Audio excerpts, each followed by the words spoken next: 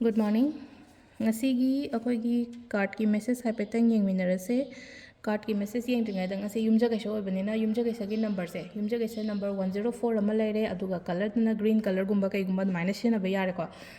keno se ngasi gi numit ki oina color se ado card ki message yenga matung da timing of so haipetang haijara ka ngasi gi matam kram kanda phage habado ado atopa video gumba post to bangam de ko hadi yumda laibanina hadi yumda laibanina anira kumba I post to bangam dare ai amu ada 100 phawbadi aduduna adagi address hangakpa yam yawe ko ai loinamak haidi message reply to bangam de ko address se akoina crystal gumba kai gumba sum lobagi oiro natraga personal consultations ki oiro ko address se hapetang ai hajara ke ko address se koi sagolban tera lukram de ko sagolban tera lukram de kaino akoi gi ne ko little valley academy na laibane do school doga dum thangnaraga laire ko yamna nak kaino to bane ko school bu yoraga school doga dum thangnara laire ko aduda lakpi ba yani ko sum haidi isha la aga loning ba gumba lairaga di haidi crystal bracelet gumba ado crystal bracelet se lobo matam dane haidi pose delivery to biro du to da to haraga only just lupa lising amaga chama lising ama changa pe badu da shengira shengdrira haibagi doubt ama yamna lairi do doubt lairaga di use to gono haidi use to gono haraga di athadi kai gino haibada adu yamna haide ai di afaba magi khalaga sibane lupa lising ama pe ba ani pe badu da hawbadagi hawna lots of negativity kok sida la agadi kamaina yagani atagadi lowdroga su kaisu kaide atum isana ne ko yamna kaino oba mafumdagi kaide lowbiyo ko aduna haidi hai kaino tora matungda haidi akoi di ai na pidi sida ai isana chatlaga kaino toroga shemaga tawba ngata ne ba haidi online dagi chelaga mu resale tawba junate mafamda chatlaga mafamdagi kaino toroga adu advain toroga pibane ko aduduna aina ji haigada ba haragadi pot ama lobo matamda doubt leragadi keno tawgono haidi sida shengira shengdra diamond na tel palising ama chama piba bracelet lising ama changa piba bracelet ne yolido adu nung pareng nung tara ko nung kun manga duda kayam shengba kayam keno to haidi certificate pibadi ai ngamdre ko lising ama changa potu da adu ai haise thajaraga shiyo thajadraga to ok shu kai deba aina haidi any manifestation to matamda haidi thajaba na ha ko haidi manifest to matamda thajaraga to thajadra to gono dum haina ko pot ahum hairase ba manifestation to matam je pot ahum se kai no ina thajak ai pot ahum se kai no the quite first day short thajaba universe adagi aina ningi bai short ma leire ko aduga mathang dana ishada aina tawdori pot se ai isai thanda self beliefs ni ko yamna darkar roise pot ahum ne bene jai se aham badai short thajaba second da isha thajaba ahum subada aina tawriba technique or aina use tawriba pot to haidi adu da belief tawba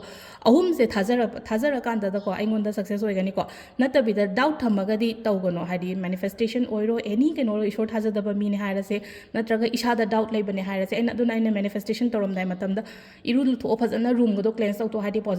positivity ama create tawrok na ban haina ko aduni ko ado aduga amana amu ai keno haige ko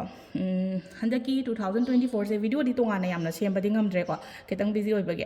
ado haidi 2024 se amaga ai ketang haipetang share toge ko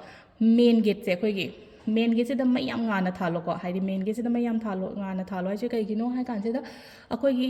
changbam ko haidi changak pham ne ba tu da haidi afaba phataba dum mayam haidi leina ko phataba dige do boi changhan doina ko adu da haidi main gate se da yamna light se yamna bright oina thalo afaba changhan ge hairaga de aduga koi calling bell gumba hapane khala se calling bell da na katang makhon se katang ingtak tawba tabada ne akhoi leina calling bell haidi dang launa tawraga maga haidi khitang nuai taba ko haidi keno tawbodo ishada kokta panba masu yawidana ko khitang yakpa makhon gumba kai gumba makhon khitang pleasant oba makhon gumba khitang ei sei lagi sei gumba hapna basu yawina calling bell da adu dumaga change to bi ko sisina haidi ngasi gi tips tare ko adu card ki message ying minarase aduga timing afaba so happy ngasi ko ngasi ge card ki se koina nuti gi khanba maina haidi 3 cards khatang lo thosi ko sidage 3 cards sedagi ama choose tawrase aduga hai sigi matungda ai matam sum hai jara yang si ko 1 2 3 sida ahum lo to ko haidi card number 1 card number 2 and card number 3 ko ahamba ani shuba ahum suba ahamba khanba ngai yang se ko ahamba se ko haidi sida ko confident layo ngasi gi oina hai tare ko sida ngasi gi oni confident layo thongna layo ko independently hai tare ko thaba khuding mak tawna ba taw haidi mingo da depend taw gono ko aduga kitang mi pun ba su kai su kai te ko yum da laitaba dai tawraga aduga ani shuba sina muk sida leise ko haidi mi na dominate taw hun gano haidi aina dominate taw ru cho hai bai wana te ko haidi mi na namda han gano life se ko ado sida da hai tare ko to focus taw yu aina taw dori ba thaba sida ko haidi focus taw matam da stability la kani ko ꯑꯗꯨꯒ ꯑꯍꯨꯝꯁꯨꯕꯁꯤꯅꯀꯣ ꯍꯥꯏꯗꯤ something new ꯑꯣꯄꯣꯔꯆꯨꯅꯤꯇꯤꯁꯀꯨꯝꯕ ꯂꯥꯛꯄ ꯍꯥꯏꯗꯤ new opportunities ꯍꯥꯏꯔꯒꯗꯤ ꯍꯥꯏꯗꯤ ꯂꯥꯏꯐꯁꯤꯗ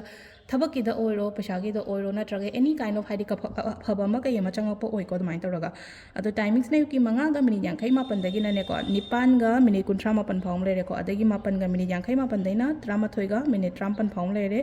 ꯑꯗꯒꯤ 1:59ꯗꯒꯤꯅ 3:39 ꯐꯥꯎ ꯂꯩꯔꯦ ꯑꯗꯨꯒ ꯄꯨꯡ 6:53ꯗꯒꯤꯅ 13:13 ꯐꯥꯎ ꯂꯩꯔꯦꯀꯣ ꯑꯗꯨꯒ ꯀꯩꯅꯣꯁꯤꯅ ꯅꯨꯡꯗꯥꯡ ꯑꯍꯤꯡ ꯅꯣꯡꯉꯥꯜꯂꯝꯗꯥꯏꯁꯤꯅ 2:38ꯗꯩꯅ 3:13 ꯐꯥꯎ ꯂꯩꯔꯦꯀꯣ ꯁꯤꯁꯤꯅ ꯉꯁꯤꯒꯤ ꯑꯩꯈꯣꯏꯒꯤ ꯑꯣꯏꯅ ꯑꯐꯕ ꯇꯥꯏꯃꯤꯡ ꯑꯗꯣ ꯑꯦꯗ꯭ꯔꯦꯁ ꯍꯪꯉꯛꯄꯁꯦꯀꯣ ꯑꯦꯗ꯭ꯔꯦꯁꯁꯦ ꯀꯗꯥꯏꯗꯅꯣ ꯍꯪꯉꯛꯄꯁꯦ ꯍꯥꯏꯗꯤ ꯃꯦꯁꯦꯖ ꯂꯣꯏꯅ ꯍꯟꯕ ꯑꯗꯒꯤ ꯀꯣꯜ ꯂꯣꯏꯅ ꯄꯥꯏꯍꯧꯗꯕ ꯉꯝꯗꯕ ꯌꯥꯎꯋꯦꯀꯣ ꯑꯗꯨꯅ ꯑꯦꯗ꯭ꯔꯦꯁꯁꯦ ꯀꯩꯅꯣꯅꯤꯀꯣ ꯍꯥꯏꯗꯤ ꯁꯒꯣꯜꯕꯟ ꯇꯦꯔꯥ ꯂꯨꯀ꯭ꯔꯥꯝ ꯂꯩꯔꯦꯀꯣ ꯂꯤꯇꯜ ꯚꯦꯂꯤ ꯑꯦꯀꯥꯗꯃꯤ ꯑꯅ ꯁ꯭ꯀꯨꯜ ꯑꯃ ꯂꯩꯕꯅꯤꯀꯣ ꯁ꯭ꯀꯨꯜꯗꯨꯒ ꯑꯗꯨꯝ ꯊꯪꯅꯔ ꯂꯩꯔꯦꯀꯣ ꯑꯗꯨ ꯌꯧꯔꯛꯑꯒꯗꯤ ꯑꯗꯨꯝ ꯌꯧꯔꯦ ꯍꯥꯏꯗꯤ ꯁ꯭ꯀꯨꯜꯗꯨꯒ ꯍꯥꯏꯗꯤ ꯀꯩ ꯍꯥꯏꯅꯤ ꯁꯦꯝ ꯀꯩꯅꯣꯗ ꯂꯩꯔꯦꯕ ꯑꯗꯨꯝ ꯊꯪꯅꯔꯒ ꯂꯩꯔꯕꯅꯤನ ꯁ꯭ꯀꯨꯜ ꯀꯩꯅꯣ ꯇꯧ ꯐꯣꯟ ꯅꯝꯕꯔꯁꯨ ꯍꯪꯉꯛꯄ ꯌꯥꯎꯏꯀꯣ ꯐꯣꯟ ꯅꯝꯕꯔꯕꯨꯗꯤ ꯑꯩꯅ ꯍꯥꯏꯗꯤ ꯀꯝꯃꯨꯅꯤꯇꯤ ꯄꯣꯁꯇ ꯌꯥꯎꯕꯅꯤ ꯏꯟꯁꯇꯥꯒ꯭ꯔꯥꯝꯒꯤ ꯄ꯭ꯔꯣꯐꯥꯏꯜꯗ ꯌꯥꯎꯕꯅꯤ ꯈꯣꯠꯄꯅꯤ ꯍꯥꯏꯕꯗꯣ ꯑꯍꯟꯉꯩ ꯈꯪꯗꯕꯁꯨ ꯌꯥꯎꯔꯝꯒꯅꯤꯀꯣ ꯑꯗꯨꯅ ꯑꯦꯗ꯭ꯔꯦꯁ ꯍꯥꯏꯁꯦ ꯁꯒꯣꯜꯕꯟ ꯇꯦꯔꯥ ꯂꯨꯀ꯭ꯔꯥꯝ ꯂꯩꯔꯦ ꯂꯤꯇꯜ ꯚꯦꯂꯤ ꯁ꯭ꯀꯨꯜꯒ ꯊꯪꯅꯔꯒ ꯂꯩꯔꯦꯀꯣ ꯑꯗꯨ ꯁꯤꯗ ꯂꯩꯔꯦ ꯑꯩꯈꯣꯏ ꯉꯁꯤꯒꯤ ꯀꯥꯔꯠꯀꯤ ꯃꯦꯁꯦꯖꯁꯦ ꯃꯌꯥꯝ ꯊꯦꯡꯛ ꯌꯨ